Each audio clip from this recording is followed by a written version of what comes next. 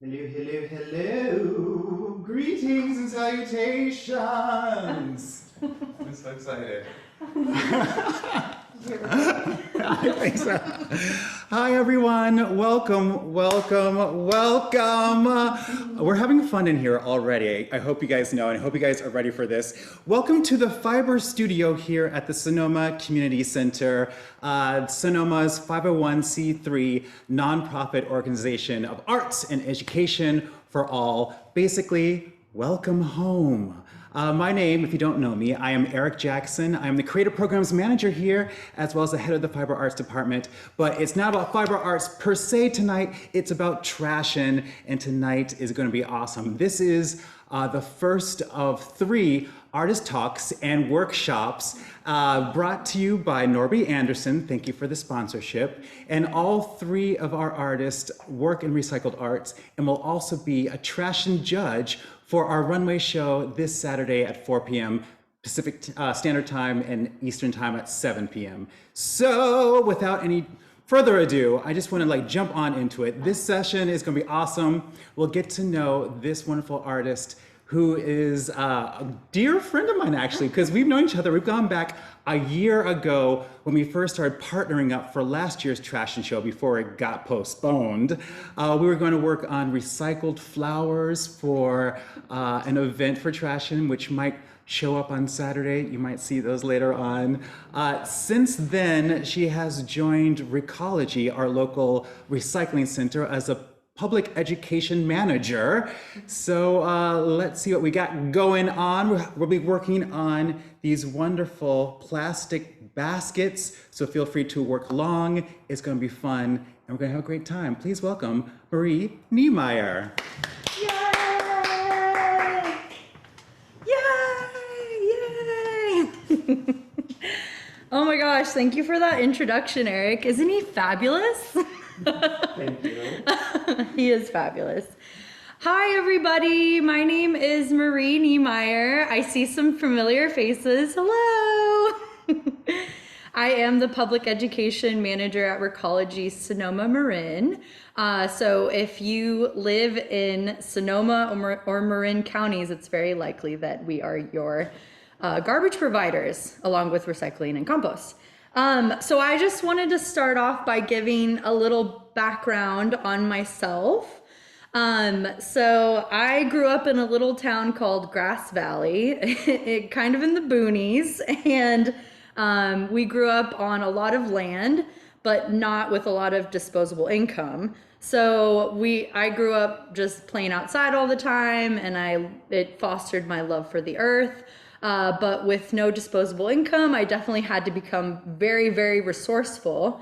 So this wonderful combination definitely, helped further me along in my journey, and couple that with a artistic grandmother. I see my cousin is in the audience. 2 of my cousins are in the audience, so you know what I'm talking about. Coupled with that, it just kind of blossomed me into a trash artist. I went on to earn my BFA in graphic arts at Dominican University. And from there, I've worked in different design and nonprofit positions, most recently Daily Acts organization. It's a sustainability nonprofit based out of Petaluma. And from there, I am now the public education manager for Recology. And what I love about Recology and what my job is to teach our customers waste zero. And that is basically a fancy way of saying reducing what goes to the landfill and then also recovering as much as possible. So we really focus on the 4 R's, which is reduce, reuse, rot, and recycle. And today I'm going to be focusing on reuse. So one of the things I love about reuse is, for example, you get a material and like a plastic fork or something, and you have to think that plastic fork. Oh, I see my aunt. Hi. You have to think your plastic fork that took energy to make. There were materials that went into making it. You had to transport it. You had to go and pick it up. You had to sell it and then finally use it for 5 minutes, and then it gets thrown away. I don't think that's a very efficient use of our resources. So reuse is a great way to make sure that those materials get a second life or even more than a second life. So today we're going to be making these little plastic bag baskets and using a coil wrap technique. We are going to use it basically just with plastic bags, some kind of little utensil to thread, and that's it. So it's pretty minimal. And we're going to jump into this, I think, after Eric asks a few questions. I thought it might be nice for people to get a little bit more information about who you are and your background. Yeah. So tell us a little bit about how you were introduced to recycled arts. Oh, that's such a good question. I honestly, it was growing up, and like I said, we didn't have a lot of disposable income, but what we did have were a lot of random odd things that would come our way. Like, I remember one time we got a box of clothes from one of my dad's jobs because the lady had passed away, but we got the clothes from the old lady and we couldn't exactly go get a bunch of new clothes. So instead, I learned how to sew them and cut them so that I had really cool new clothes. And I went to school and everybody was like, oh my gosh, where did you get that skirt? And I was like, I made it. So I think that in combination with, I definitely collect objects and have seen other artists do amazing work in my studies at Dominican. And I just thought, if they can do it, then I can do it. And I've always been really interested in accumulation and patterns. So how can I take something so mundane like a bottle cap and create it into this beautiful pattern that's really captivating and colorful and exciting? So that's how I got into trash art. All right, a little bit of, I guess, an extension of that is which comes first, the chicken or the egg? Is it the material that inspires you? Or do you think of a project and look for material that complements that project? I love that question. So most of the time, I would say that the material informs the project for me personally, because I want the finished project to say something. Like plastic bags was the material I chose because plastic bags actually show up a lot in as contamination in our loads at Recology, in our compost and recycling.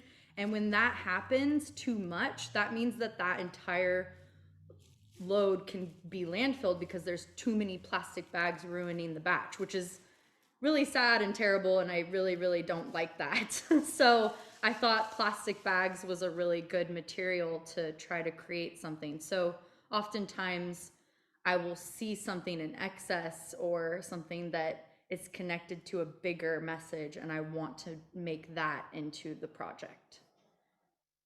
I think that's the perfect cue to jump on in.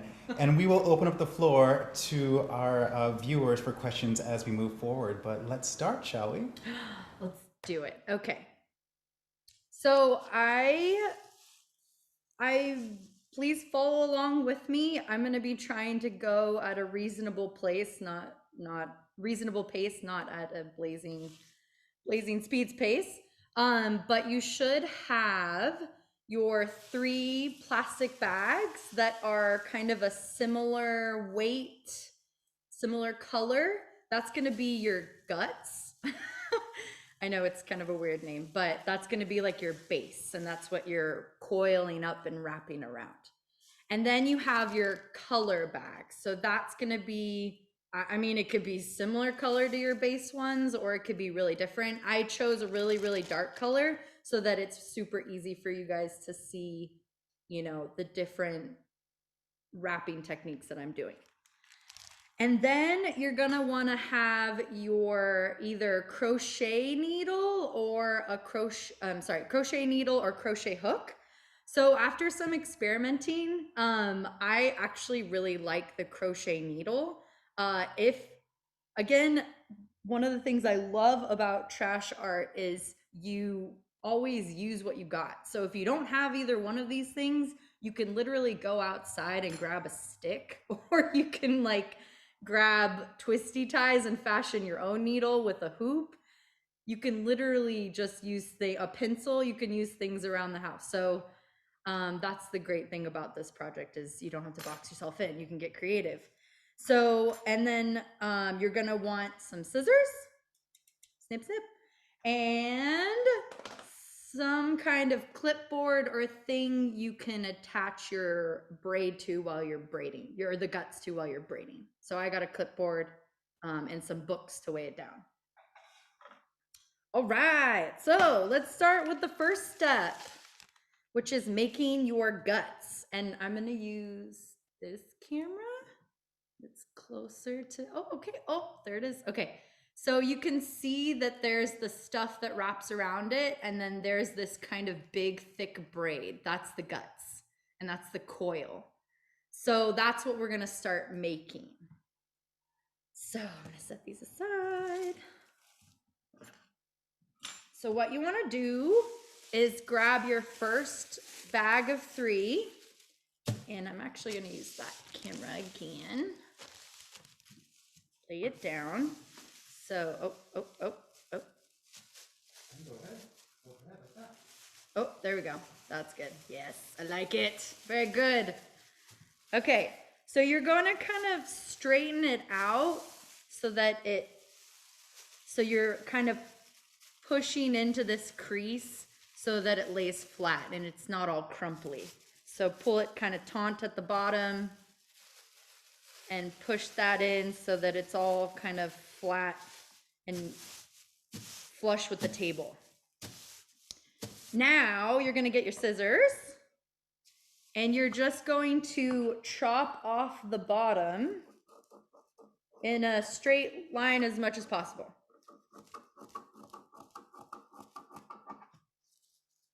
And then you want to chop off the top. So my goal is to figure out how to make a basket using every single freaking part of the bag, but I have not figured that out yet. So for now, this is what we're gonna do. Maybe one time I can like learn how to like stuff it in and make it look really cool, like a flower or something. But yeah, that'll be round 2. Okay, so now you wanna take this bag and you wanna flatten it totally out. So it's like one big loop that you could put your arms through. I don't know, what is it like? It's kind of like a tube top, maybe? Or not, a really, really bad tube top. Okay. So now what you're gonna do, the idea is that you're gonna cut this guy into one really long 4-inch strip. So you want to look at your bag, and it's pretty much going to be divided into 3 sections kind of. So but it's all continuous. So what you're going to do is kind of eye what a third is and cut at a diagonal in about a third. And you'll see why I'm cutting at a diagonal in a minute here. But you want to cut at a diagonal, and I went about a third of the way. And then from that cut of about a third, you want to cut parallel with the edge. And make sure you're not cutting the other side, just the top. Yeah, because I've done that a lot. And it was very sad because I had to start over. So you want to keep cutting, and then once you get to the edge, you're gonna just flip it over like so. And remember, don't cut that bottom part. You're just cutting the back side now. And take your time. Sometimes the scissors don't always want to cooperate. And don't get too excited at the end, because you don't want to chop all the way to the edge. Just bring it over a little bit. So I'm gonna show you. This is where it can get a little finicky. So just, if you're confused, just slow down and just watch what I'm doing. So I just flattened it, and you can see I've cut up to here, but you could see if I continue cutting, it's just gonna chop it off. So what you're gonna do is, can everybody see that? Can people nod their heads if they can kind of see it? Yeah? Okay, cool. Awesome!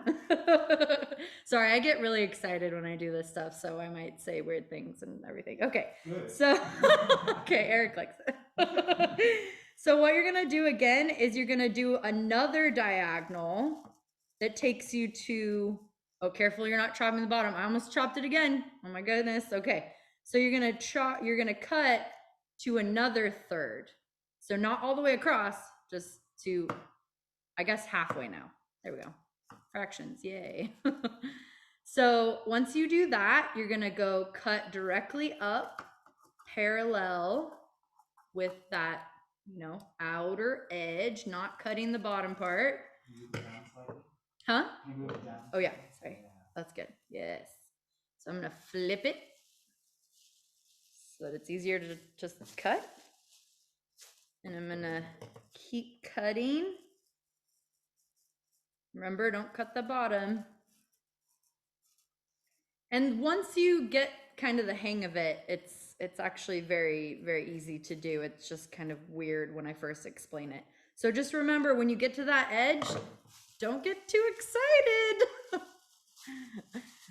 Go. More to cut. There's more to cut, I promise you. So you never cut to an edge, you're always avoiding the edge. Yes, perfect. Eric's got it. Thank you. So this is where you're gonna finish the strip. So you keep cutting. And I'm gonna only cut until it looks like that. 1 second.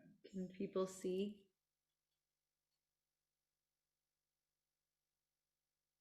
I think that's a good angle. Let's show from a different camera, shall we? Let's try the sideline. Nope. But basically, yeah, so basically you have a loop left and there's a thing hanging off of it. That is the scientific term, my friends. A loop with a tail. A loop with a tail, there we go. And so what you're gonna do is you're gonna, again, do that diagonal. So you're just basically cutting the end. So you just cut, cut, cut. And now I've cut the loop. And it makes a very long, beautiful headpiece. And that's the entire class. You're welcome.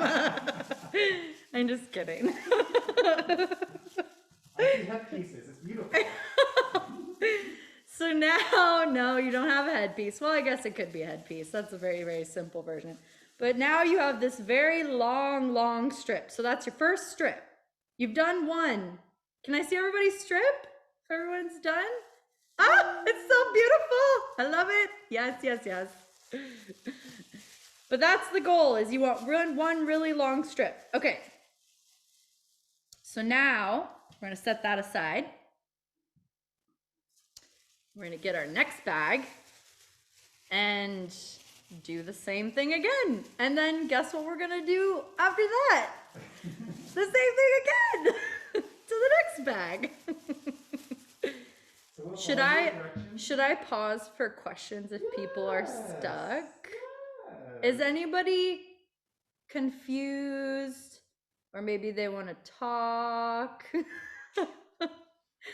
Where Or- do you Yes. where do you make that last cut? Okay. Can I see your piece? I'm not doing it. I'm just writing down directions. Oh, you're writing it down. Okay. So the idea is that you have like a tube and you're basically just kind of doing a diagonal until you come all the way to the end. So that last cut, it's like a tube, but then there's a piece coming off. So you just want to cut at an angle so that that piece coming off continues with the tube. Okay, thank you. Yeah. It sounds like you followed the cut of the tail up into the tube and through. Is that correct? Yeah, you basically just don't want to cut the tail off. Shall we do it again? Okay, let's do it again. All right. And if anyone has any questions, you can always write them in the chat and I can throw them in as we move along. Yes, that's a great suggestion. Oh, this is so fun. It's like everyone's in the room with me and Eric. We're just having a party in here. Reunited. Reunited. Oh, I like it. It's funky. All right, I'm gonna just kind of go through the steps again, just so that, you know, because this is a class, and that's what you do. So I'm laying it flat again, nice and flat, easier to cut. And then I'm chopping off the bottom, and you want to get, there's kind of this like, yeah, there we go. There's kind of this sear they do at the bottom of the plastic bag. If you don't cut it off all the way, it'll still stick together. So that's how far, you don't have to cut up very far. It's just a little bit. And that might be too much detail. And if that's too much detail, then just keep cutting. All right, so I cut off the bottom, which will become a wonderful, beautiful flower one day. And I'm cutting off the top.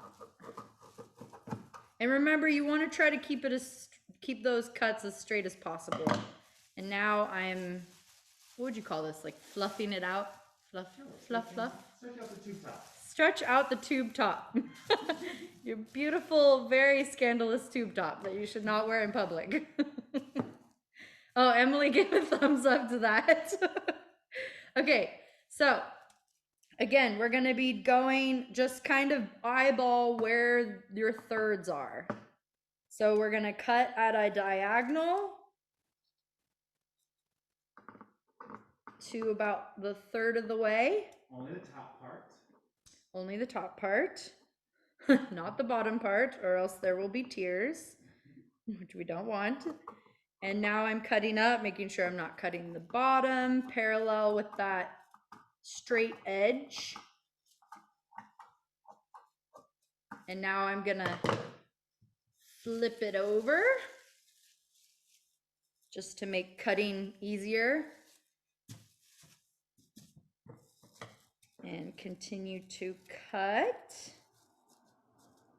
And remember, this is the edge where you don't want to get too excited. You want to stop about like 4 inches from the edge, and then you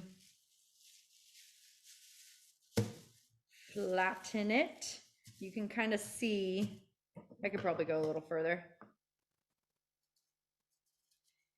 And then once it's about the same width as your strip, you do another diagonal to about halfway. And it's very important that they're diagonal, because if you do it straight across, then you're just gonna chop your strip off. So after you've gone in about halfway, you're gonna go cut parallel with that straight edge. Flip. I'm going a little faster now, because you guys are pros, right? All right.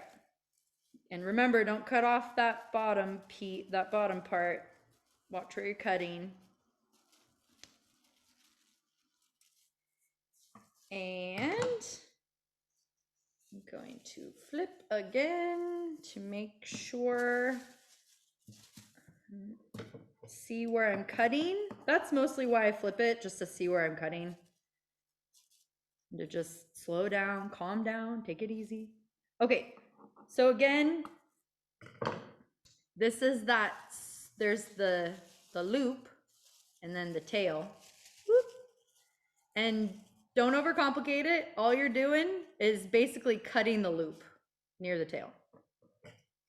So you just do a diagonal, and the loop is free. And you have another strip. Oh my gosh. So a person asks, Yes. do you want us to cut the third bag the same way? Yes. All the same. All the same. Another question, can they use vegetable plastic bags instead of shopping plastic bags? Taller or thinner, wider or shorter? Oh, those are really good questions. Okay, so you can kind of see here, I have this kind of denser bag. And these are a little bit harder to work with, but this is gonna make like a thicker braid. So you totally could do a thicker bag. Same with the produce bags, those are a lot thinner. So your basket's gonna be a lot smaller. So the thinner the material, the smaller your basket's gonna be. The thicker, the more bulky it's gonna be. And I've kind of noticed that the bulkier stuff is a little bit harder to like manipulate. But for the braid, it's fine. I think it's fine. So yeah, I have kind of a not a super thin produce bag, not a super thick plastic bag. I have somewhere like in between. And then someone else asks if there'll be written directions available. I can make that happen. I'm having trouble hearing Eric. Can you repeat the questions when he says them, Marie, or? Oh, that's a good suggestion, Emily. Is your Will there be written directions? Okay. Perfect. He asked, will there be written directions? And I don't have those created, but I can totally make that happen. Here, I'm gonna make a note. For some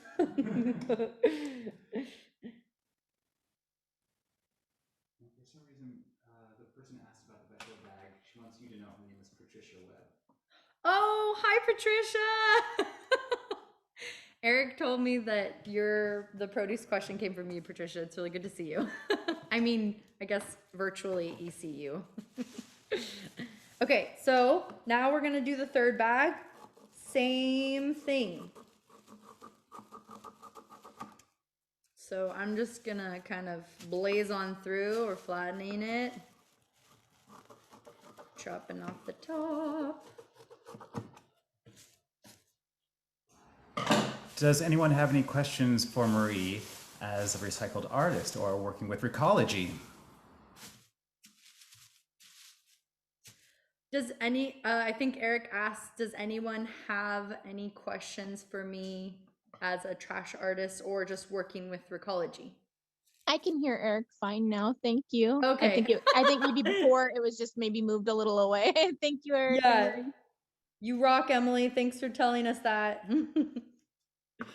Emily's my coworker.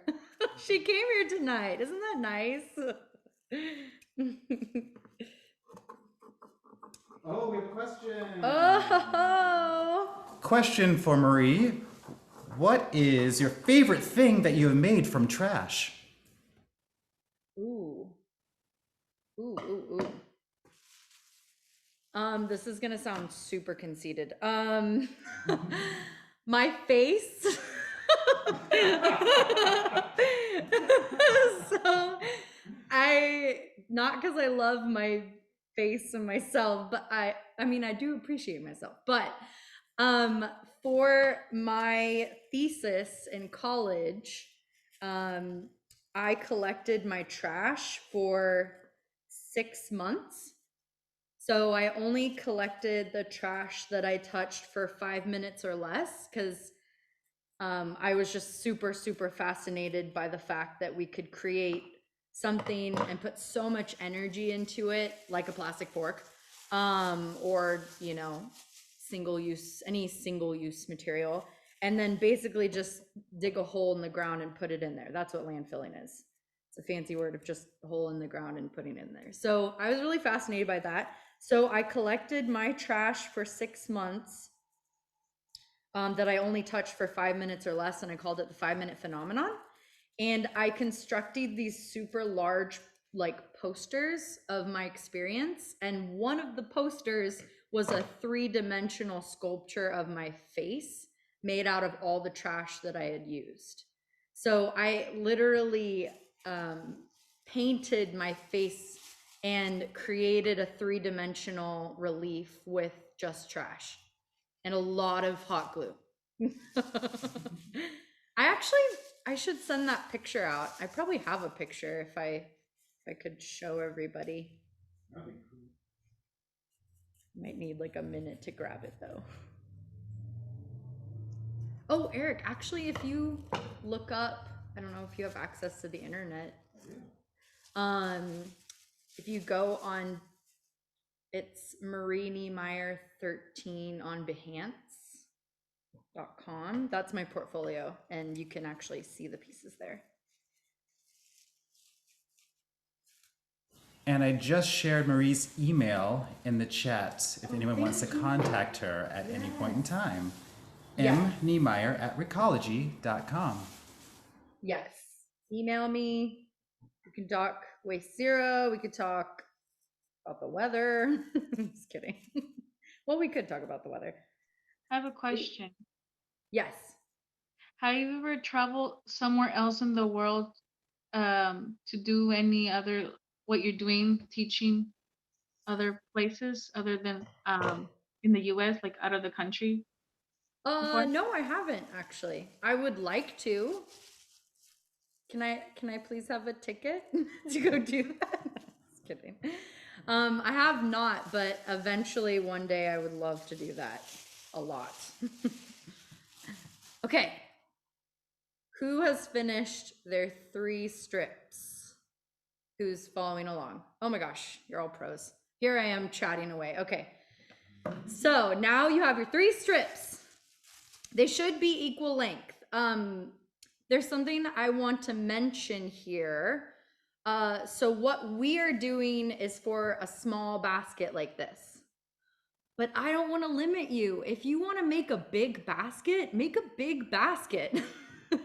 The sky is your limit. So if you do want to make a big basket, that means you just keep going, basically. You would make a bunch more of these strips. But so I'm going to tell you a little key tidbit though when lining these guys up for a big basket. But for right now, we're doing a small basket. So you want to grab your 3 strips and you want to bunch them and line them up so all of the edges come together. So that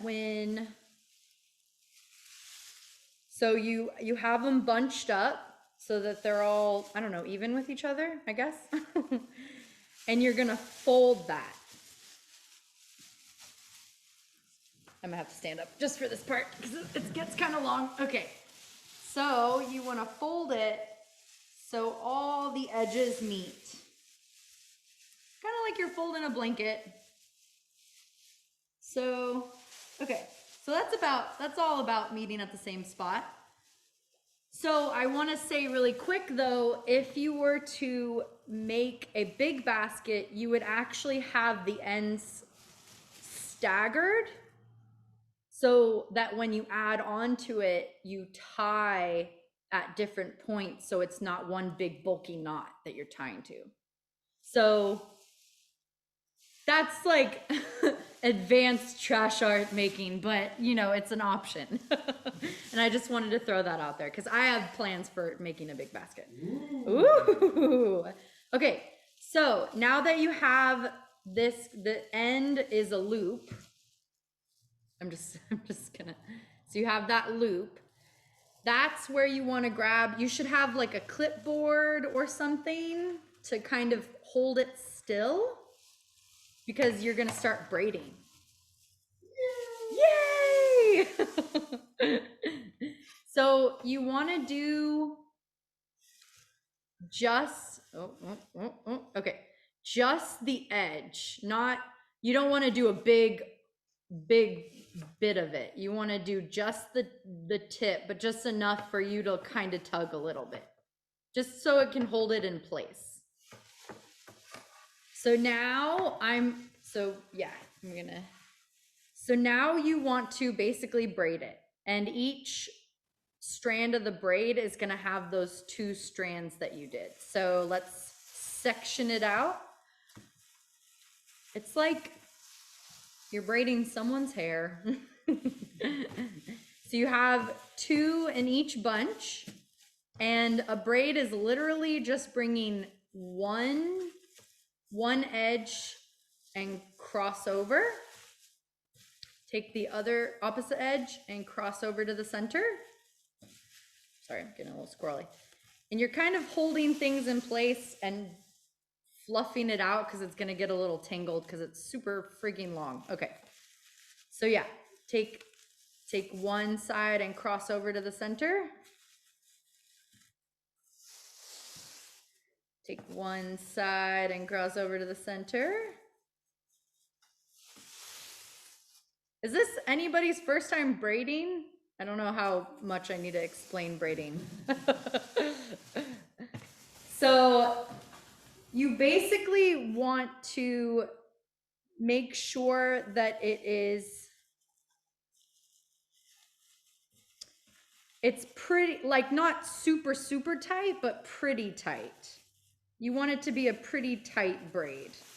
All the while kind of pulling these strands out because those are going to get knotted up really fast. But it's a very just simple braid. And make sure that while you're braiding, the braid is pretty uniform. Like you're not getting all bunched up in one section and really loose at the other section. Thank you, Karen, for sharing the website. We appreciate it. And you just got some compliments on your amazing pictures. Oh, cool. Oh, on my my portfolio? Mm-hmm. Oh, yeah. So actually in there you can see my my 5-minute phenomenon trash piece, and you'll see my face. And that's what I'm talking about. So I must confess, I've only really worked with this thick material. So this braid is a little smaller than I anticipated, but it's fine because it's going to kind of turn out all the same. See, that's the cool thing with trash art. You just got to roll with the punches and it'll always turn out really cool.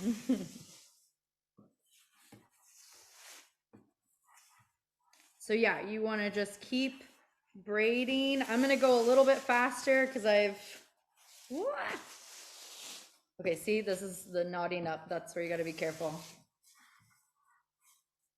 And so once I get a little bit more length going, this is where you might want to get some like books or something to kind of like weigh it down, because it can kind of get slippery and it wants to travel everywhere. So this is where I might just put a book and then just keep braiding. Marie, is there a material that you've always wanted to work with that you haven't yet? Ooh, you know something that really scares me, but I think it could be so cool, is aluminum cans. But I'm like really, really scared of cutting my hands and like, and I like to really like touch everything. Like I don't like wearing gloves when I work, and that's kind of gross because you're working with trash. So one caveat, always wash your hands before and after you work with trash, and make sure it's disinfected. So like this bag, I know where this bag came from. It's not a bag that I picked up off the road, but if it is like from our MRF, and I might source some materials from our MRF because I have access to that, I will disinfect it. What's a MRF? Oh, I'm sorry. Material recovery facility. So whenever you put an item or material in your recycling container, it goes to a MRF, and that is where it is sorted by humans and machinery. So it goes down a line, sorters go through it and pick out what they can't use, won't use, is contaminated. And then also our machinery sorts it too. So I got some of my materials from a place called Reject Mountain. So if for anybody who went on to my portfolio that Eric just shared, those trash flowers on the stage, those are the flowers of Reject Mountain. They grew, and their Latin name is, I don't know, Crapius flower corneus. So yeah, that's a MRF, and that is actually one place where not the public doesn't have access to the MRF. I want to make that kind of clear. They could actually get into a lot of trouble if they do that, but I have access because I'm the public education manager. I also wonder how many people realize that the majority of Barbies that are offered to the public actually come from Recology, thanks to Marie Kneemeyer. Yes. It's amazing. We have sometimes boxes, sometimes barrels of these poor girls who have been discarded and left. Just goodness gracious. They've seen better days. And thanks to Marie and Recology, we give them a Barbie spa day. We sanitize, we shampoo, and we wrap them up nice and clean for everyone to reclaim and reinvent. Yes. Which is a perfect plug for, if you haven't had a chance to check it out, our virtual Barbie show is streaming right now on our Sonoma Community Center YouTube channel. And you can also go check out the online auction and bid as well. There's some great entries. I think we have about 57 entries this year. Oh my gosh. Yeah, our MRF got a kick out of that when I asked them. I was like, hey, could you guys grab some Barbies? Question mark? And they were like, what? Oh, Barbies, yeah, totally. So yeah, they had a lot of fun with that. We did get some Ken dolls as well. Yeah, so this braiding part, I'm kind of, checking it as I go along, making sure that it's even. That's probably the most important part, is that it's all even and you're not clumping it up or having, really long parts, and it's controlled and relatively tight. But yeah, and if anybody has any like zero waste advice kind of things, that's also, just general zero waste lifestyle tips. I love that. So if you have any questions, I'd be happy to, have a conversation. Well, that's a good question. Like, how do we start to make the move to becoming a zero waste citizen? Okay. Love it. Yes. Let's start there. So I would say easiest first step you could do is get a piece of paper and a pencil, put it next to your trash can, and every time you put something in that trash can, write it down. It's a very fancy way to say a trash audit. And so just do that for like 2 weeks. I did it for a month. Up to you. Whatever feels like an appropriate sample size. And then look at what you put in the trash and start asking questions, is this something I could trade out for? Something else for? Do I need this? Can I find, alternative sources for this? Is there a healthier version? Maybe that's sans plastic packaging. Is there a way you could have refused it before it got into your hands? Like, like take out utensils or like, with COVID, some stores are being difficult and not allowing you to take your reusable bags. Could you put all your stuff in your cart and then bring it to your car and then use your reusable bags?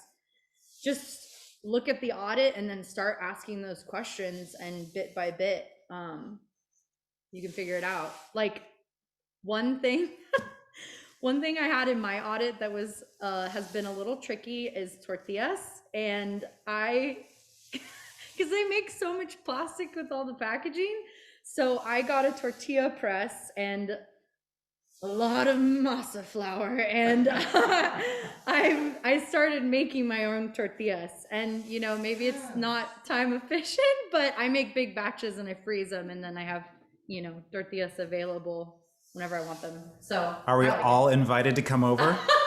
it. Of course. Maybe when it's not COVID. Because now you're just teasing us. I know, Come on. I'm sorry, I said tortillas. It's, yeah.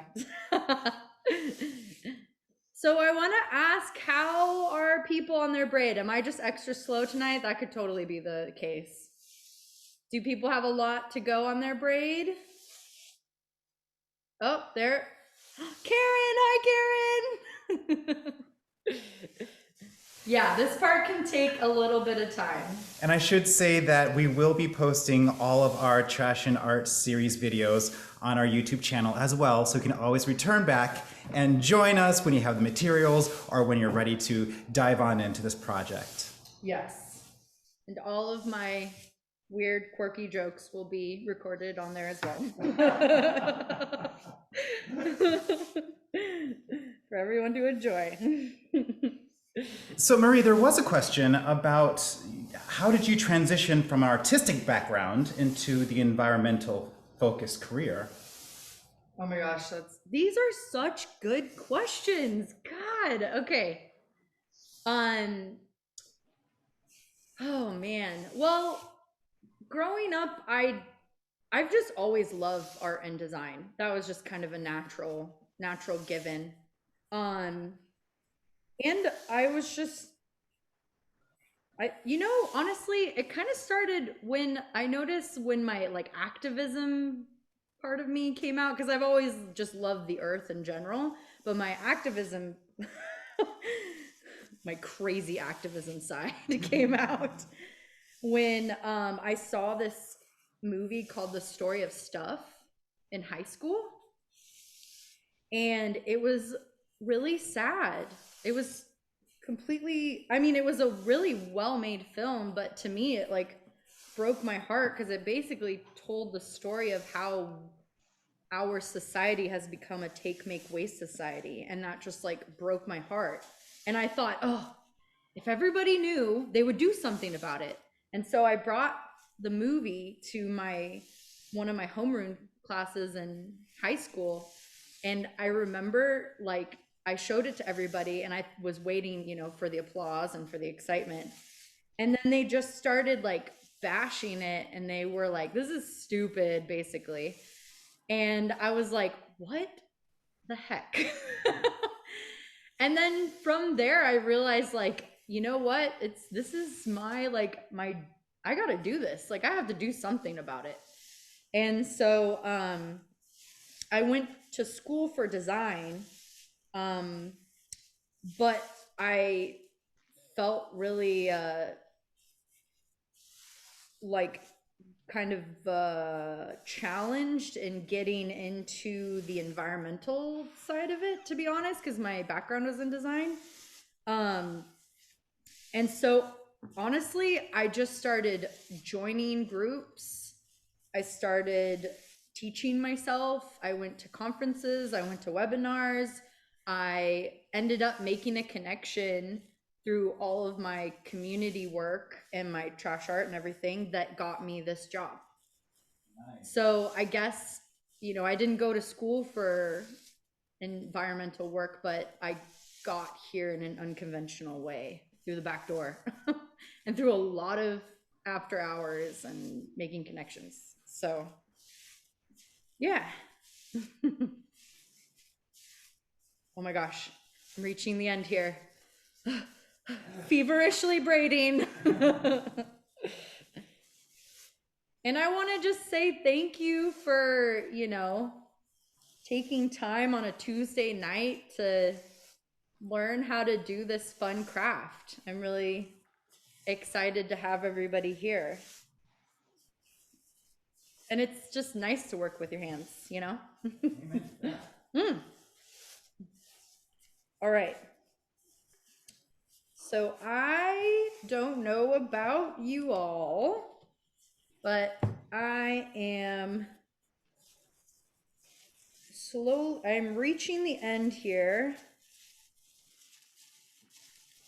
And this is where, okay. So this is where you want to leave a little bit of room at the end to tie it off. Am I in it? Okay, cool. So there's a little bit of tail, and there's actually several ways you could do this. I prefer to sew it. I forgot my sewing materials tonight because that just, that's just how tonight went. But you could also get like that twisty tie that comes on like vegetables. I tear the paper off of that, and you can actually wrap that wire around it to close it off and then snip off the end. But what we're gonna do is just a good old fashioned knot.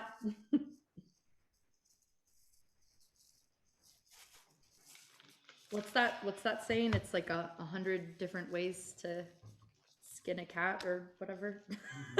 Such an unfortunate saying though. Okay. So we have made our knot, and you should have a sizable long braid. All right.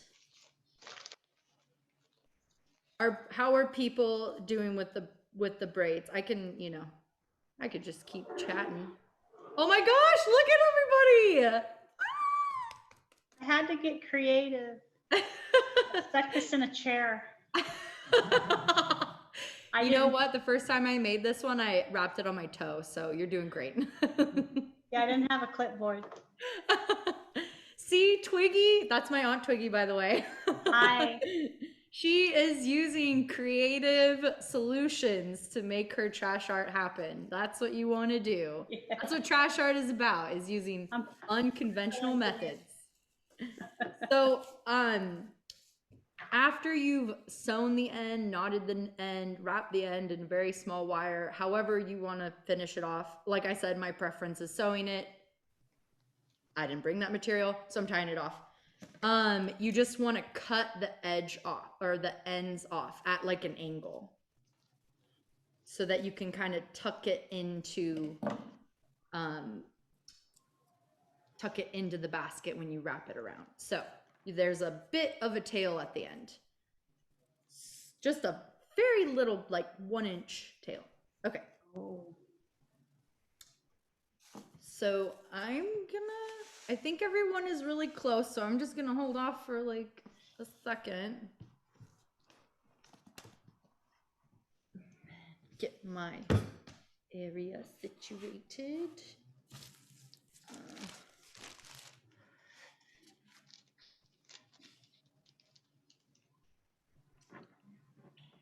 So, I wanted to, while you guys are finishing up, I wanted to say that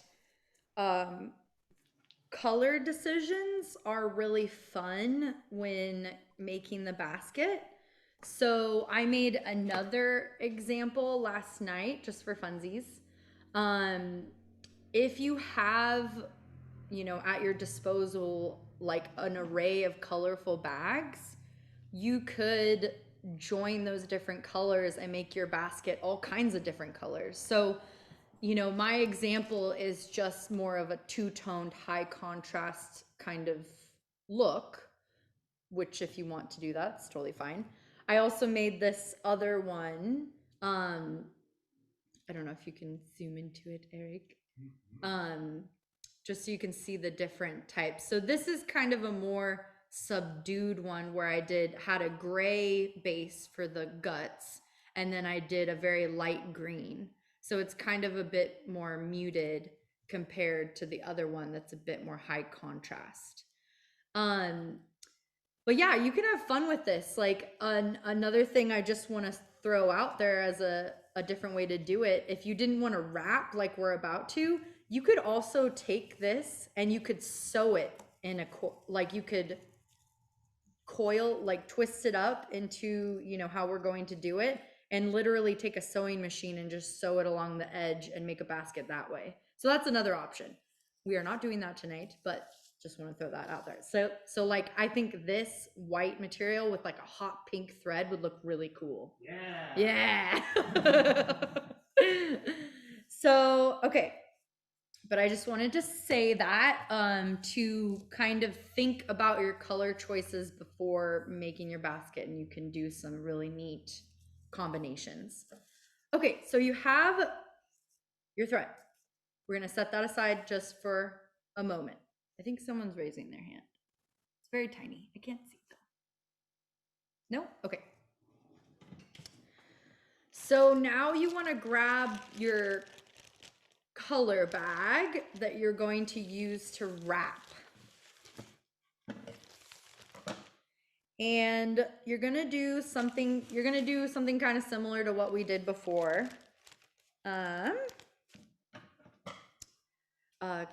Okay, cool, awesome, thank you. So you're gonna take your bag, you're gonna flatten it out like we did. Make sure it's folded and kind of tucked in so it lays flat and flush with the table. And we are going to chop off the bottom again. Sounds rough for chopping off the bag's bottom. Ooh, okay, anyways.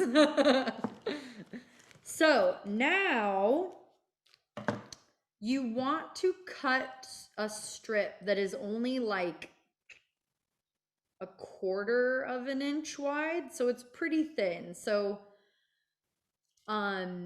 going back to a previous question about using produce bags, I probably wouldn't use produce bags to do the wrapping because it's just gonna snap like all the time because it's so thin. So this is where that kind of thicker material or the medium thick kind of material would be good, because you want something that can like withstand a little bit of pulling. Those, and like, forget about compostable bags. That's not ever gonna work because they're very, very fall aparty. That's not the technical term, but whatever.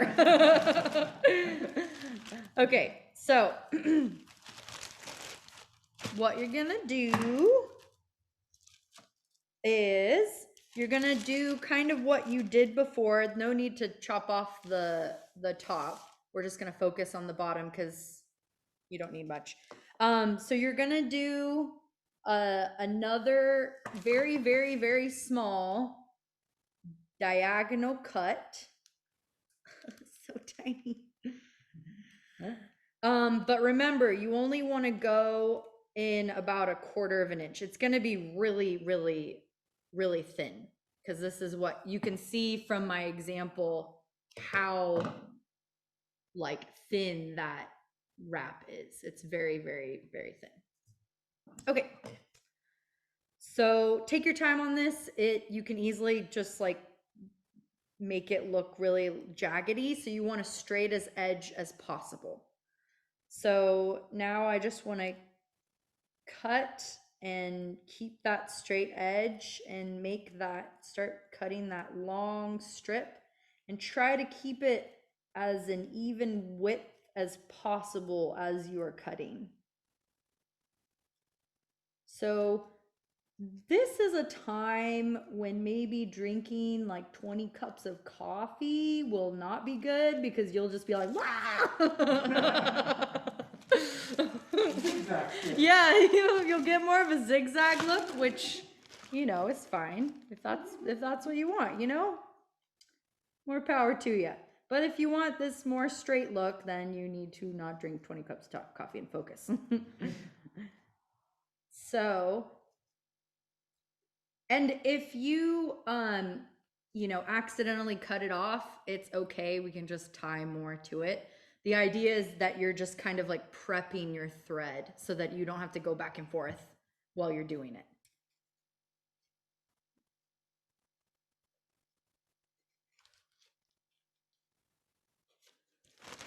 Oh, I can hear the little crickets outside. It's so peaceful. This looks very familiar. Which one? This What? cutting technique. Oh, yes. So this cutting technique is what we were doing in the beginning when we made the guts and created the braid. So remember that when you're coming around to where you started cutting, to slow down and make that diagonal again so you can continue it. Marie, there's another question. Yes. What is the most common misconception about recycling that people have that you would love to correct? That is such a good question.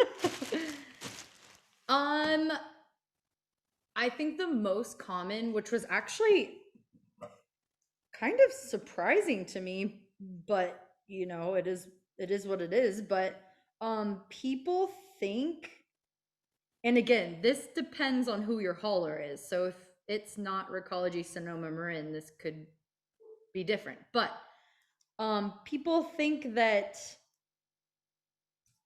when you put your recyclables in the garbage that we're gonna sort through that and pull it out.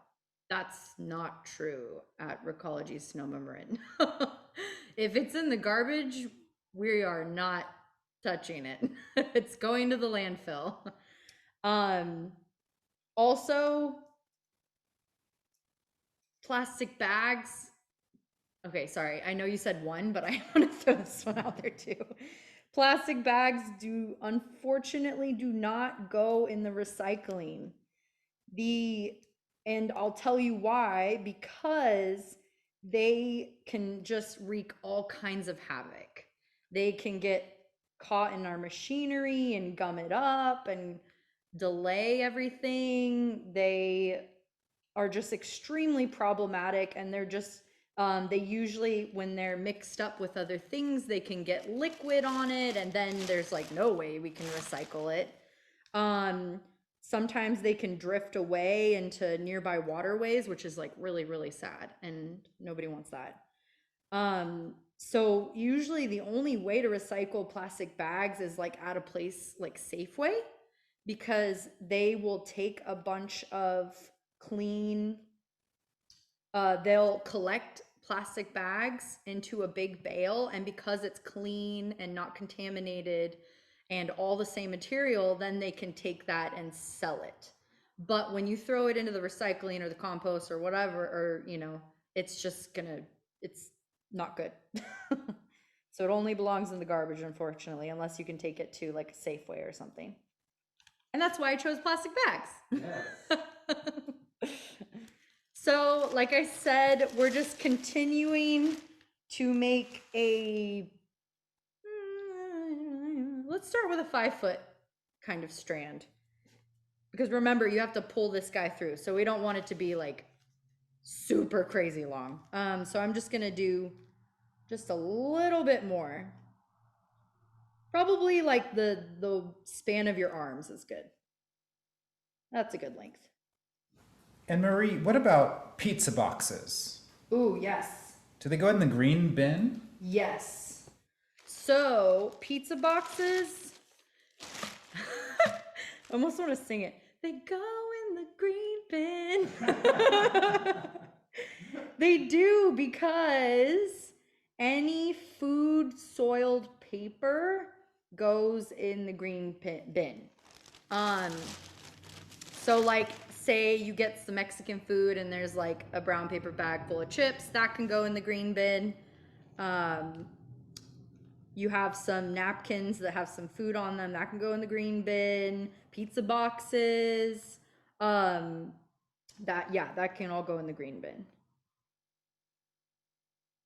And does not belong in the recycling. Okay, so I have a good length right here that's gonna get me started. And actually, you know what, just to reduce crazy making, let's make another one this length. So you can see it's about the width of my arm. So you wanna make let's make another one of these just so that we have it handy, so we don't have to go back and forth. So again, I'm doing a diagonal and I'm cutting a little strip, and I'm gonna go a little faster. Marie, we did have a follow-up to Yes. the pizza boxes, I believe. Is it true is that true everywhere or just here? Oh, that's a really good question. So that is true. So, for example, we are in 13 different jurisdictions, and actually, if and I just started this job in mid-January, so I'm still kind of new in learning what we accept and don't accept. So I know Emily is here. I don't know if she wants to speak to that more. It's okay if not, but Hey guys. Hi, Emily. Welcome. Hi, Eric. I was cutting and then I totally missed that question. What was it again? Um, so someone asked if pizza boxes are accepted in compost everywhere. And like, for Oh, example, Bolinas doesn't take pizza boxes, I think, in their green bin. right. No, that's a good question. So no, not in every single facility are they able to take the pizza boxes, and they are compostable, but some compost facilities are just not set up yet for the ability to be able to take all paper and everything like that. They're very keeping it one stream, trying to just only collect yard waste.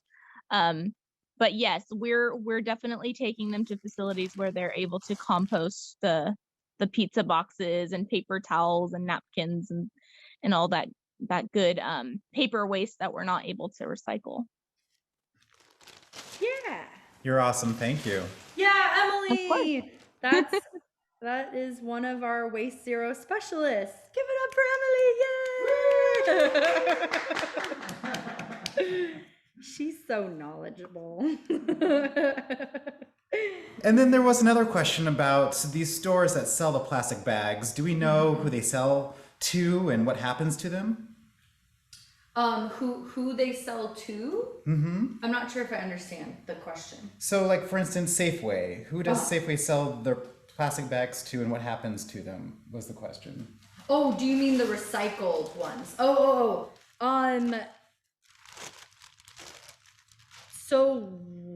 So I don't know where Safeway sends their bags. That's kind of between them and whoever.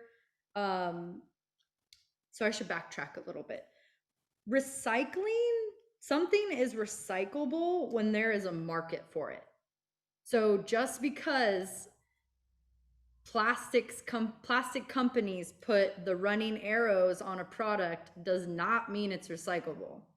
That is actually one of our, I would say, biggest gripes, is that, these companies are creating these just crazy plastic concoction things, and then it's, the hauler and government entities that have to figure out how to process it and where to put it and how to reclaim it. So I want, one of the things that I really appreciate about zero waste is trying to prevent that, trying to reduce what goes to the landfill. So but yeah, as far as the plastic bags go, plastic bags, it's usually a lot cheaper to create virgin plastic bags. And that's why they're very difficult to recycle. Whoopsies. So Safeway, I think it's part of like a stewardship program or something, because they sell them, they have to accept them, but they have like a relationship with somebody who buys the commodity and makes it into something else. Otherwise, if it doesn't have a market, it doesn't get recycled, pretty much. I guess, yeah, that's kind of a common misconception, is just because it has a marching arrows on it, is that it will get recycled. Nope. It doesn't. It is all based on what your, hauler accepts and can process, and where the commodity market is. all things that I am learning more about. Well, this is great because we don't really have, I guess, open opportunities to learn unless you do the research yourself. So this is very fascinating. So thank you. Yeah. And I also want to do a little quick plug. So Recology Sonoma Marin is offering a Zoom series called Ask a Waste Zero Expert. And if you just go onto our Facebook, you can see the upcoming next events. So I think there's one this Friday. There's one next Wednesday, and I think that's it. So if you're interested and have lots more questions, or you just want to learn more, it's 30 minutes of a presentation and then Q&A afterwards. So yeah, that's another good learning opportunity. Thank you. Yeah. Okay, I am wrapping up here. All right, and let's move on to the weaving. Okay, so I have my 2 strands. Keep this nearby. We're probably gonna have to make more. I'm just getting us going for now. Okay, so we have our 2 strands. Potential wig? I don't know. Okay, so you're gonna grab your braid. And you wanna grab the end that you had put into the clipboard or whatever, your toe, whatever you were hooking it onto. And we're gonna get kind of close up for this part, because this part, so the beginning of the coil basket is the hardest part. So if you're not getting it, just take a deep breath, slow down, and try again. So I'm gonna get close, make sure you can see. So I want to take the end of my strip and I want to put it against the edge of my braid and just kind of hold it there, if that makes sense. So I'm just putting kind of one edge, overlapping one edge with the other. So Do this we is going to overlap be about kind. Sorry, 2 what was inches? that? Do we overlap about 2 inches or so, or? Yeah, I would say like 2 inches is a good amount to overlap. Overlap, that's the word. I was trying to think of the word. Okay, so you're overlapping about 2 inches, and then you're gonna want to take that green strand, I'm just gonna call it the green strand, and then you want to wrap it around away from you while holding that overlap piece in place. So this is where working with yarn, it's gonna like stay in place, but working with plastic, it gets a little slippery. So go ahead and you're gonna wrap it and just keep wrapping it. And you wanna get as close as you can to the edge. It's okay if you don't cover it completely, it's gonna be in the center and it will blend in. So don't worry about that. But just keep wrapping it down the braid. So what your goal is to basically cover that little strip that you're holding in place. So you're wrapping it down the braid. I don't know if that is that a song? I don't know if that's a song. Wrap it down the braid. Recology karaoke. Okay, I have to confess, karaoke is like my favorite thing ever, so that's probably like where I'm getting this energy from right now. I just want to recology karaoke all the time. Okay. All right. So you're wrapping until that strand is pretty much covered. So when you are done, you should have something that looks like this. Nice. I don't know what that looks like, but that's what it should look like. Okay. So now what you're gonna do, go slow. You're going to fold that over. So the idea here is that you're gonna have like a little loop. And you wanna make sure that it's folded over enough so that you can wrap around that edge and you could potentially push something through that hole. So you don't want the hole to be like crazy tiny. So you want a little bit of breathing room in the center and then also some overlap with that edge. And what you're gonna do is you're gonna just continue wrapping to incorporate that piece you just folded over. So it's kind of like, now it's like a little loop, little hole. And you want to wrap it a couple times.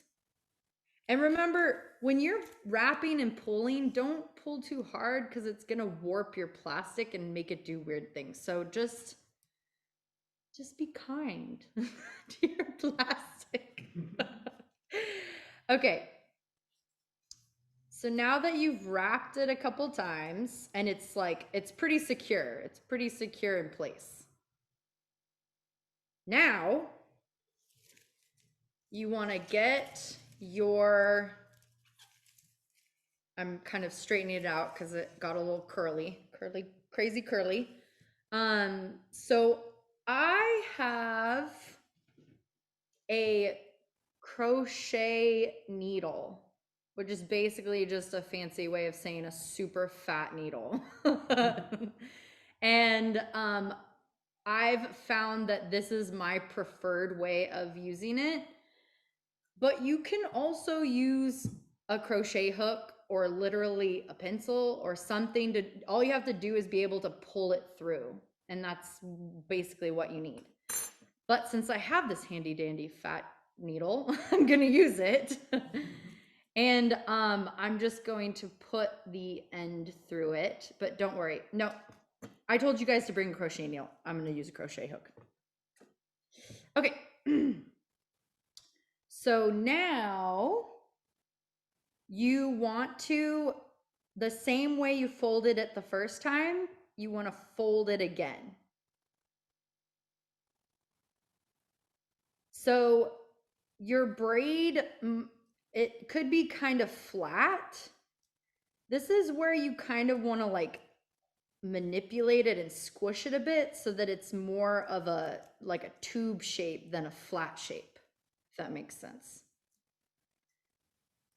Okay, so you've folded it over. And now this is the semi-tricky part, but I don't want to psych you guys out. So you folded it over, and this is the beginning of your spiral. Let me get real close. Can everybody see that? Mm-hmm. All right. So you have your spiral starting to go around and you're holding it in place. You want to hold this in place as you're doing everything. So don't let it flop out. And you have your thread coming up from behind. So you want to take that I'm going to call it thread. And the idea is that you want to put it through the hole. So I'm just going to stick my crochet needle up in the up through the center. Sorry, I'm like orienting myself. So I just stuck my crochet needle up in the center, and I'm going to wrap my yarn around it so I can just pull it through. Oh. So this is the tricky part. This is where you might need to slow down. So, but the main idea is that I am just pulling it through the center. That's the big idea. That's all I'm doing. So I just pulled through my first wrap. And then what you're gonna do is, so you're still holding it in place. And again, this is like the trickiest part. So if people just kind of just slow down, and if you have questions, I can always circle back around and we can go over it again. So this time I am not going to thread it through. I'm just going to wrap it around the guts. So really easy, just wrap it around the braid or guts. And as I just wrapped it, and I'm kind of folding it in on itself. And now the second time I'm going to pull it through again with the crochet hook. So I'm just sticking the crochet hook up in the center, and I'm just kind of wrapping it around so that that hook can grab it, basically. And I'm pulling it down through the center. And again, it looks weird and complicated in the camera, but all I'm doing is, if you can find an easier way to just like put it through that center hole, that's all you're doing. Okay, so I just did another wrap through the center. Oh my gosh, we're on our way to making a basket. 5 hours later. Just kidding.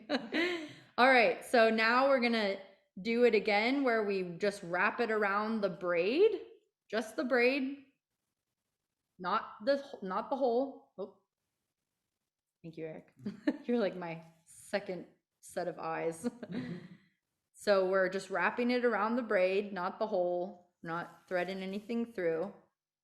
And now, and I'm tucking it into that spiral.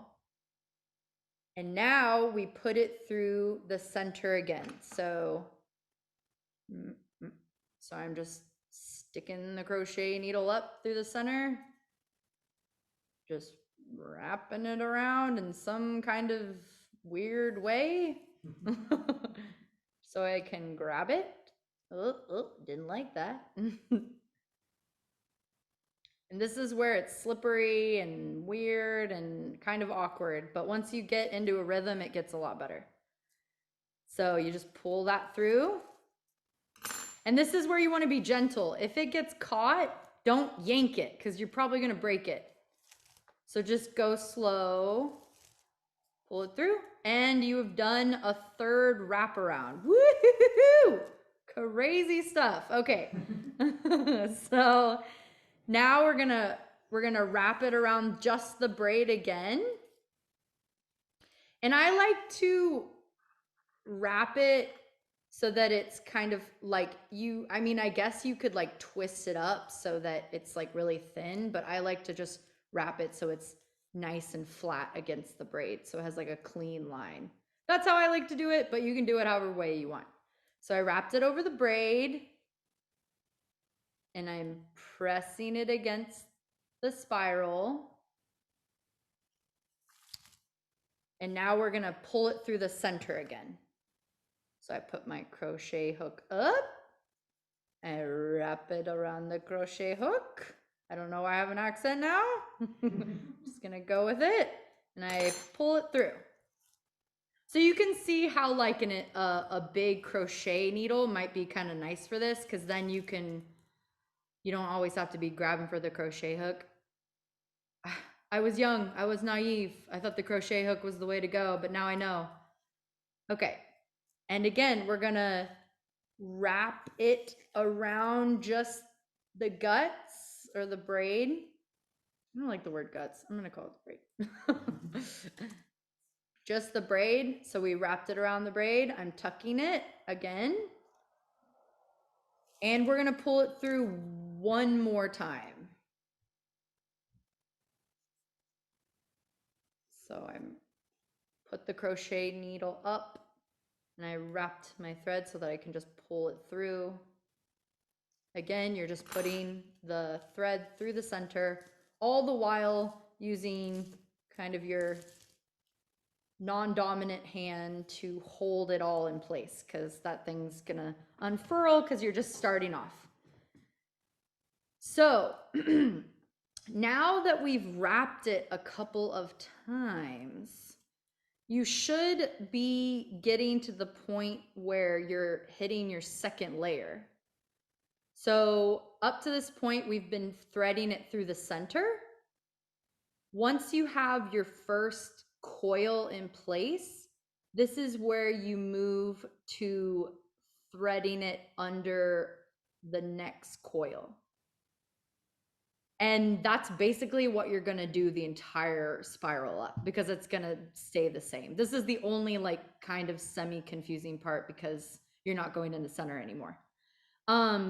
So that just basically means, so again, I just came up through the center, so I'm going to wrap just the braid one more time before I'm going to do what I'm talking about.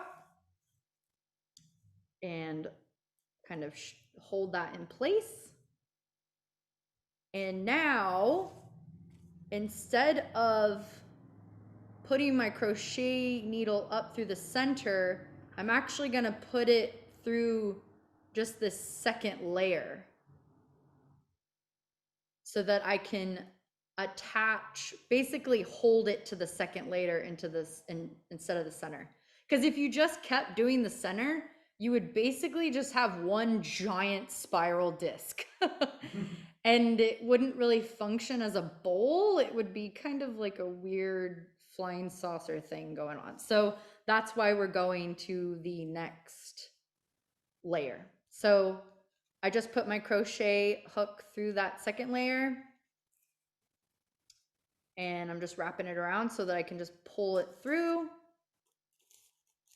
Bloop. Oh, didn't, nope, bloop, there we go. I like the sound effect. Thank you. I worked really hard on them. All right, and this is where you can get kind of zen, because it's basically just that the whole way to the end. So I wrapped it around the braid, press it against the body of the coil. I go to do my next pull through in that second layer.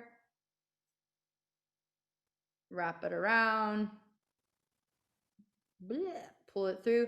So this is where you can really easily just rip your thing like super easily, and you have to just keep tying it, which is fine, but it looks nicer if you can avoid tying it.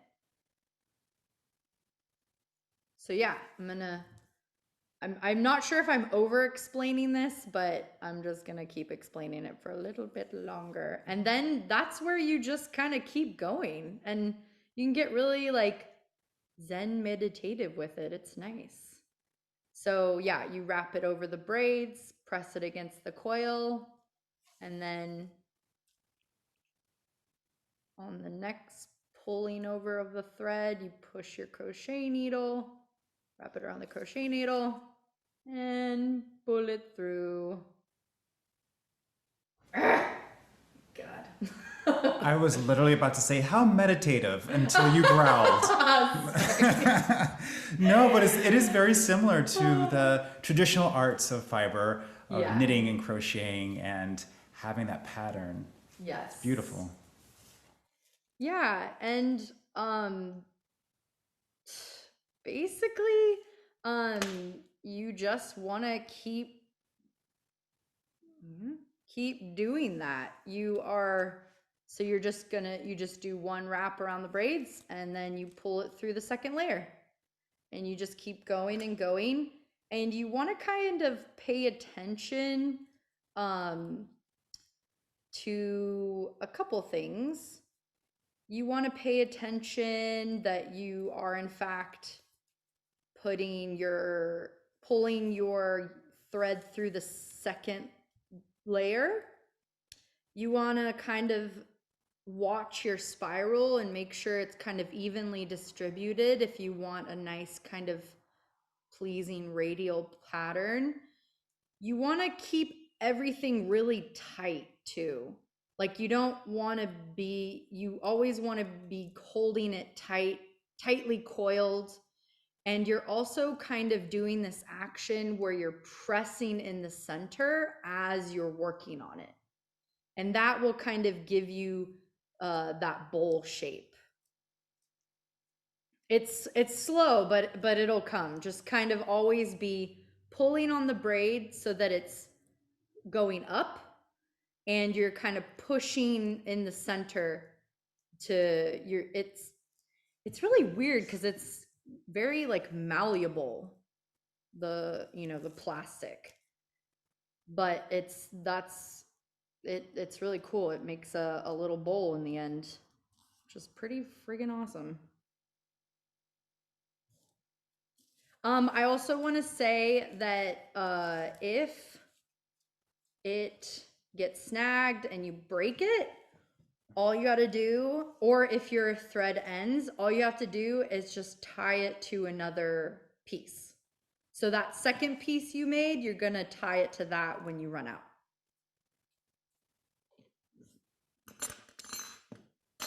And I'm going to transition to my big fat needle because it's easier for me.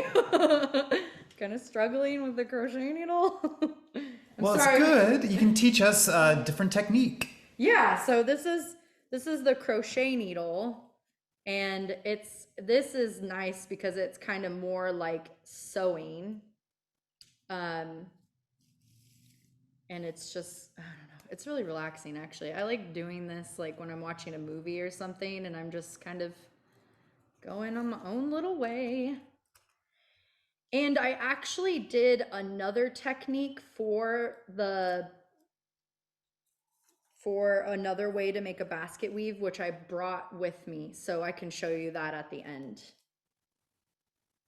But does anybody have any questions? Or they're just like totally zen and like totally into it?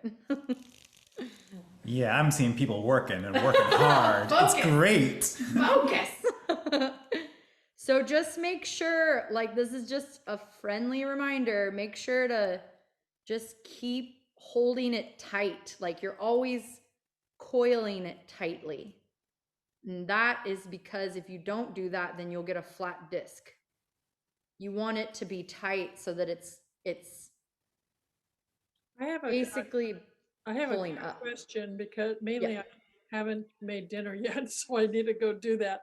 But it's coming along, and I used 3 colored bags.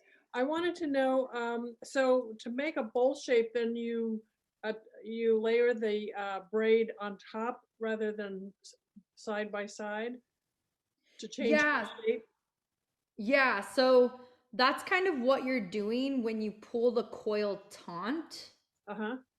is you're kind of and maybe if Eric you can switch, you're kind of forcing it to kind of sit on the next row. Okay. Good. That's why if you don't do that, it's all just going to be a flat disc when you're done. Yeah. It's gonna be like a pot holder that when you put a hot Yeah. pot. Yeah, it'll just melt on your pot. We don't want that. Thank you so much. Yeah. So that's a very, very good question, and I'm really glad you brought that up because it's very important that you're kind of you're continually pulling so that it kind of sits on top of the next layer. Nice. Yes. There's a question about what can you do with these baskets? So I like putting like my jewelry in them, or I like them on the TV, like what do you call that? The little TV stand for like holding potpourri, or but I mean, you can use them for anything. I put a little fruit in them when people came over as like a decoration. I'm sure everybody could come up with some different ideas too. Absolutely. So eventually I want to make a big basket to put my laundry in. And then also like a basket for our blankets in the living room. So that's my goal. I haven't gotten there yet, but eventually that is my goal. So this is kind of like a foundational learning, so you can, learn this technique and then you can expand upon it in any way you want. That's kind of the you know, maybe this tiny little bowl isn't super functional, but you could make it into something really cool and play with it. So might you be wearing a plastic braided outfit for next year's Trash and Fashion Runway show? Ooh, I love, yes. That's a good question. What would I do? Because I was actually like looking at all the photos of the different, you know, pieces in the Trash and Fashion show, and just like the one that was really mesmerizing was the one where the lady took all kinds of bottle caps and made almost like this fabric that like shimmered in a way, but it was bottle caps, and it was so amazing. And she like linked every single one of those things, and I was like, holy cannoli, that is patience right there. Goodness gracious. It's true. Our designers actually spend months, sometimes up to a year, making these outfits. Yeah, it's amazing. And I'm also very impressed by like how well they fit to the human form. Like it's really just gorgeous technique in, you know, making sure it flows with the human form. It's just amazing. So, as an upcoming and first time trash and judge, are you excited? Are you nervous? How are you feeling? I feel warm. Just kidding. I feel very honored to be a judge. I'm nervous because I don't want to like make the wrong call, but I'm also just so excited to see the different artists' creations. And you can see that show live again this Saturday at 4 p.m. Thank you for the plug. Tickets now on sale. Tickets now on sale. But it is true, I should specify, because there have been questions, that it is going to be a one-time only viewing. So we're going to treat it like any live show. You have to buy your ticket and you have to be there. And it's going to be awesome. Oh, yes! Because Eric is making it happen. So. No, actually, I have to say, because we put it on, our job is to review all the outfits so we know what to write for the descriptions. And the outfits I've seen this year are spectacular, especially after doing it last year, which is only, I want to say, what, November? So it's been how many months? That's it, Oh my God, since the last time we had it. And we have a lot of returnees, and yeah, I can't wait for you to see these outfits. I'm so excited. Yeah. I almost wonder, like, does shelter in place have something to do with that? Like, there's a lot of. I'm pretty sure, yeah. There's a lot of shelter in place action and creativity going on. Yeah, that's, you know what? That works. Yeah. Yeah. I'm very excited. Like, I'm always interested to see how, you know, artists, or I guess as a judge going into this, I'm very excited to see how artists utilize colors and patterns to of the materials to their advantage. So they use it, you know, to create a unique pattern that you wouldn't normally see, or something that like doesn't look very appealing on like in one form. When it's repeated, it's way more interesting. So I love, like, that's, and you know what? Also, the reason I love it is, and the reason I think, you know, just materials in general are so fascinating is because these plastic bags, when they were in the trash can, they were completely worthless, pretty much, and they were just going to go to the garbage, you know, to the landfill. But because we diverted them from the can and we make them into something else, then it gets a second life, but it's still the same stuff. That's the part that is like so incredible to me with creative use is that this is still considered trash, but it can be turned into something else. Yeah. I like the slogan, turning trash into treasure. Yeah, that's yeah. Isn't that the slogan of the show? Is that the slogan of the show? Unofficially, perhaps. Unofficially. We have a couple of slogans. We haven't actually had like anything Oh, official. Whatever works for the time. Yeah, there you go. It's gotta work for the time. So I want to zoom in and just kind of show you what I got going on. So I have, it's starting to take this form, this nice little bowl form. It's very shallow right now, but you can kind of see the pattern, the kind of spiral pattern that's starting to develop. So you want to kind of keep even spacing between those wraps so that you have this nice going back and forth between the color of the braid and the wrap. So it gives a cool pattern, that kind of like fanning out radial sun pattern. I also want to say that if you didn't want any of the braids to show, you could also just wrap it so you can't see anything and then do the sew where you're sewing it through the next level. So that's another option if you didn't actually want to see any of that white. So I'm actually coming up on the end of my thread, so I'm just going to really quick grab my other piece that I cut and prepared because I'm so prepared, and I'm just going to do a very simple knot and tie it together. Well, it doesn't, I'm not making it look very simple, but I'm just doing a simple knot. I swear. Yeah, so you wanna, don't pull too tight or else you'll break it, but you wanna just tie that knot, try to flatten it down as much as possible, and then you wanna trim off those edges as close as possible without cutting your knot.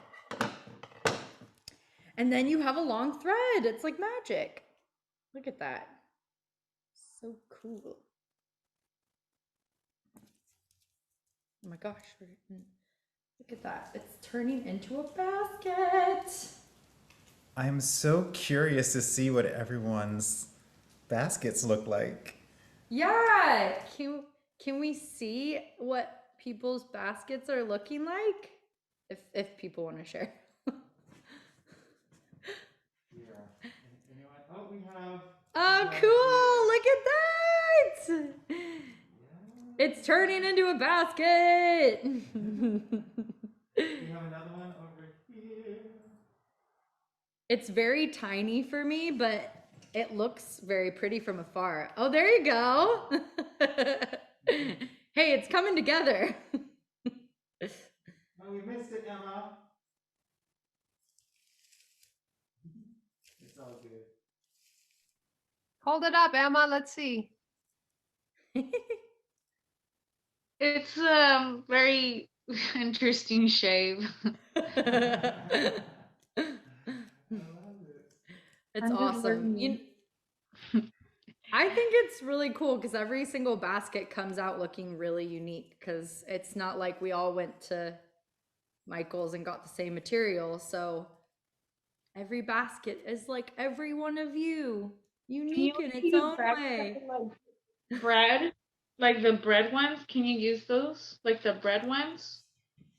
Like these? Can you Oh, use bread them? bags. Yeah. Yeah. I think it really depends like what kind of look you're going for. So like really try to like conceptualize when you are thinking about, maybe you don't like the bread bag is something you want to use, but you don't actually want to see it because it's not the colors you want to use. Then you would do the technique where you actually wrap make it the guts or the braid and just wrap it with the color you want so that you're using it, but you're not showing it. Or if you actually do want to use it and you can make it the strand because it has a bunch of cool colors in it, you could do that too. But like I think the bread bag is a good enough thickness that it won't like tear like crazy, like a produce bag or a compost bag. Compost bag. Oh, I'd like to watch somebody do that. And Marie, can you paint these? Yeah, why not? I'm honestly, that's the thing I love about trash art is that anything kind of goes. So, the only thing I would say is that whatever you want to try, just think about the medium you are using and how it's going to interact with the trash surfaces and materials. So like plastic, watercolor probably wouldn't work very well on this. Or like certain paints, so you might have to use paints that can easily stick to plastics. So that's the only thing that I would suggest is like, yeah, heck yes, go for it, paint it. But just consider what will adhere or stick to plastic. And then also consider that if you're using it for food or something like that, I probably wouldn't paint it because it's touching your food, and usually paints are kind of toxic. So so my stance is anything goes, go for it, do it. Just think about how the materials will interact, and then also what will be the kind of purpose of your object. So like food, don't want toxic stuff. And actually my next piece that I want to try to create are I want to create like little mini bouquets, or not bouquets, but little like clusters of trash flowers you could actually like wear in your hair. Ooh. That's like my next project. And I want to call them like statement pieces. I love it. So that's my next project. It's been a little challenging because those freaking flowers are so freaking small. So I get really frustrated, and then I have to walk away for a little bit. So yeah, but soon enough. My goal is I actually want to open like a little like Etsy shop for people to purchase the items and have them be inspirational pieces to, you know, lead a more zero waste lifestyle. That's my goal in all my spare time. Mm-hmm. So we're getting close to Okay. And you know, yeah, I'm gonna start. Makes it sound like I wasn't picking up the speed before, but I'm gonna go a little faster. But yeah, if you have any questions about recycling or composting or anything like that too, I'm happy to answer those questions as well. I have a question about shredding paper. Like they won't accept anywhere else. They won't what? Like my father shreds a lot of junk mail, and supposedly like I read it on the pamphlets that you get info in the mail that you can't put them in the recycling anymore. The shredded paper. Oh, shredded paper. Yes. Okay. So you actually, and you know, do you want to know? Well, of course you want to know. Otherwise, you want to mess. So you actually want to put that in like a paper bag in the compost. And you could just fold the paper bag so that it's not like gonna be loose everywhere. And the reason for that is because when you put a bunch of shredded paper in the recycling bin, what happens is, you know, if you are serviced by Recology Sonoma Marin, one of our trucks will pick that up, you know, toss it with the other recycling in the back. And then, you know, there's always like some kind of moisture, some kind of contaminant that gets on that paper, and then we can't use it. And then when the truck comes and unloads it, it's flying everywhere and it can't be contained to the machinery, and it starts just kind of going in the air. So That's why it can't be recycled. Is it gets contaminated and goes everywhere.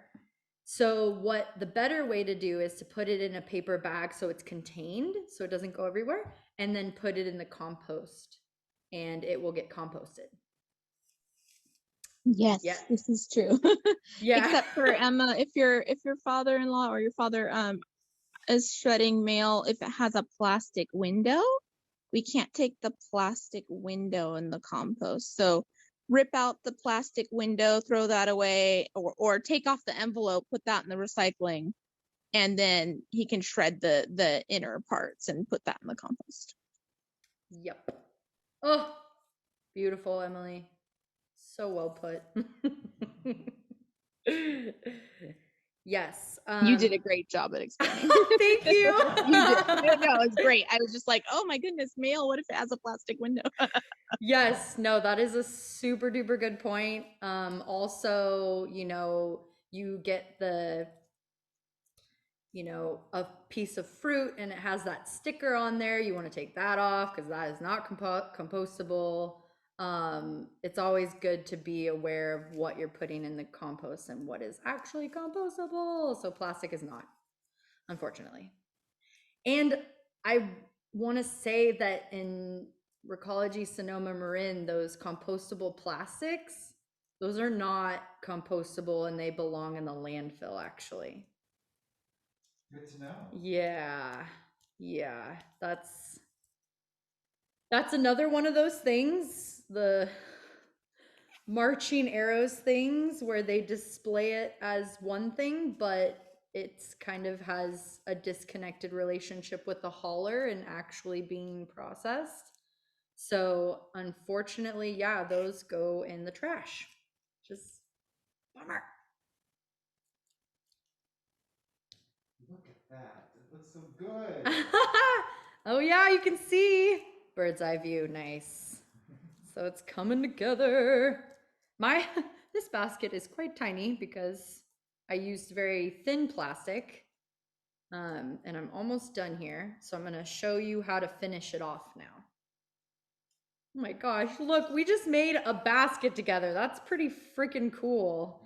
Okay, so now that I'm at the end, so I'm gonna get zoom in a little bit. There we go. So now that I'm at the end, you can see that I just have this kind of little bit left. And what I want to do is I'm going to do my last wrap. And then I want to basically go over this a couple times to kind of secure it in place. Otherwise, it's just going to pop right out. So I'm going to just go into the next level like I have normally been doing. And I'm just basically going to keep doing that so that it wraps that edge piece and kind of like holds it securely in place so it's not kind of flying out everywhere.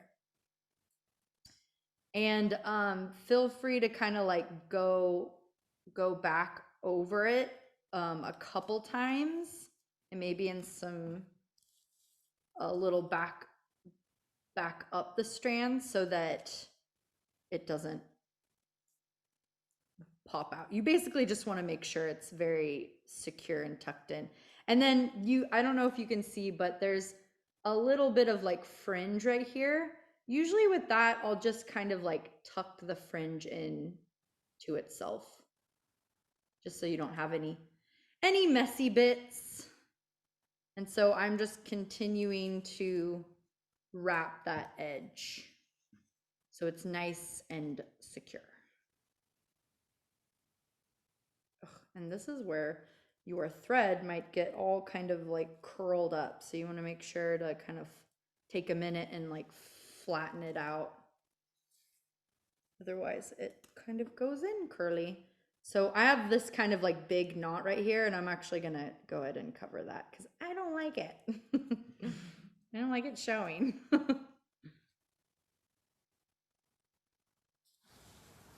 I'm now excited to make all of these, make baskets for all my friends, basically for their birthday. Like my family and friends are gonna get these plastic baskets for every holiday coming up. This is so cool. This is so very cool.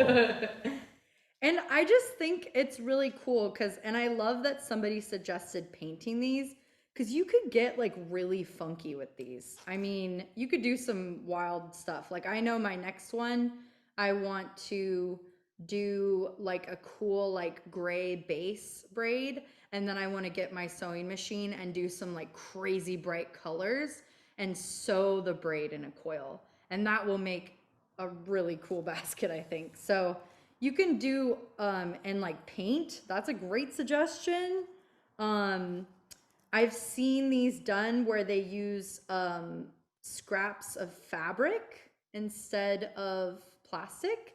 And the coil is actually just like a long piece of shredded jeans, and it looks so beautiful. I was just thinking denim would be a great material for this too. Denim has a wonderful texture and it's super easy to, like, this is kind of slippery. That's part of the challenge. But yeah. Oh, I think someone said t-shirts. Yeah. So that's a great example. And that'll actually kind of hold more taut as you're working it. Like this, you have to kind of like continually mold it and everything. So I've tucked this around a couple times. I'm just gonna do it one more for luck. And now what I want to do is I just want to basically tie it off. So on that, pretty much wherever, you can do it wherever. But I'm just gonna take one of those loops in that second level and pull my needle through or thread it through, however, whatever, with whatever tool you have. It's getting kind of stuck. So I just pulled it through one of the loops, and then I'm going to put my needle through the loop hanging off. So basically I'm just gonna tie it a knot is what I'm doing, so that it ties to one of the loops. And then this is where you want to be careful, because if you pull too tight, it'll pop right off. So I just want to do that. I'm a little nervous because this one didn't tie very well and it's a little loose. So I'm just going to do that one more time, which is great because you get another chance to see it in action. So I'm going to find a loop somewhere, put my needle through, pull it through, and then in that loop kind of hanging off, I'm going to put my needle through that. So it's really, it's really just basically a way of just tying a fancy knot. That's all. And I'm going to very, very, very, very, very, very, very, very gently pull it taut. And then that's where you can trim off the edge with a little bit of a tail. And then you want to tuck that tail into your work somehow, some way. So this is like where the crochet hook might come in handy, and you can just kind of pull it through. Like I like to just stuff it somewhere. Get in there. Yeah, I'm gonna get in there. This one, I actually tied it pretty tight, so, but I'm just gonna pull that little lip into itself. And there we have the basket. Yay! This is more like a Pottery Barn Barbie basket. How appropriate. Appropriate. But again, you can see with this one, I used the thicker plastic, so it's quite a bit bigger. But but and like I said in the beginning of making this, you can actually make it, you can keep that trail going, and you can actually just keep connecting to that braid to continue the braid. So this is where you wanted to stagger that end, so you can tie it and there's knots at different points that you can easily cover up instead of one big knot. So again, ideally I would have liked to sewn this end part and not have this big knob, but it is what it is, and it still looks nice, so we're happy. Well, thank you for joining us, Marie. I wanted to say one more thing. Oh, Sorry. yes. Okay. No, don't apologize. Please do.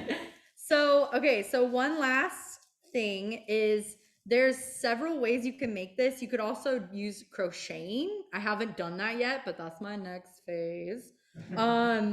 This is another one I did. If you can like, so this one it's super cute. So this is one I did where it's a lot smaller. So this took me a couple hours to make because it's so tiny and everything's really tight. And I don't, if you can kind of see it, I did like an ombre effect where I went from the dark to the lighter to the lighter.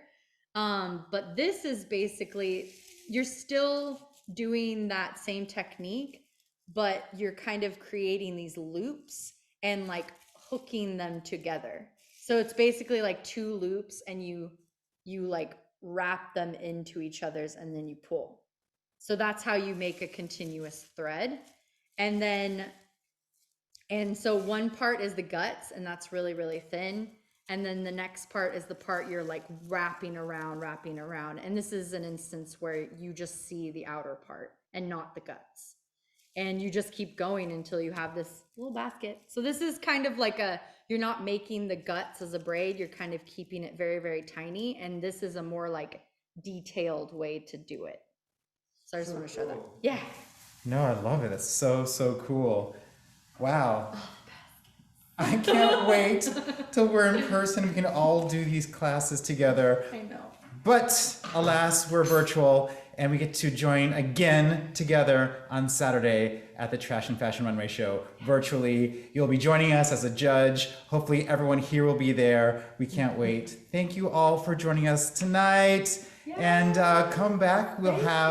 Tomorrow we'll have Deborah Rappaport from New York City, nicknamed Deborah Debris, and we will be doing some, what is it, wristband or wrist cuffs out of, what is it, paper or toilet paper, wrist cuffs. Cool. Yes. Awesome, nice. So that's gonna be awesome. All right, well, enjoy. Happy Trashion Week, y'all. Thank you for joining.